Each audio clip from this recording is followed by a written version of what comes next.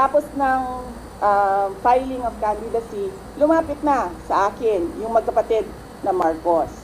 Sabi nila, hindi kami mananalo kung hindi mo tutulungan kami sa Mindanao at sa Visayas. Sabi ko sa kanila, okay, sige, dahil maraming big ticket projects si Pangulong Duterte sa Davao City, sa Mindanao at sa ibang lugar pa ng ating bansa na gusto nating mapatuloy. Kaya nga, di ba, tumakbo kami on the platform of unity and continuity na hindi natin nakikita ngayon na saan na yung mga big ticket projects. Wala na lahat created. So, pagpaalisin nila ako dito or impeach nila ako, hindi kawalan sa akin ang posisyon na Vice President. In the first place, hindi ko naman gusto tumakbong Presidente. Hindi ko gusto tumakbong Vice President.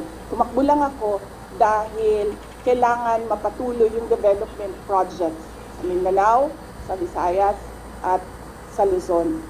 At naisip ko at the time, if I am Vice President, patututukan yung mga proyekto na yon na okay, wala na rin lahat ngayon dahil unappropriated na sila lahat.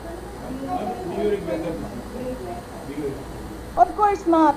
I do not regret running for Vice President. I have just officially designated myself as your self-appointed official BFF. Another name para sa mangga? Unsa man? Ang tawag ano niya? Manggagamit.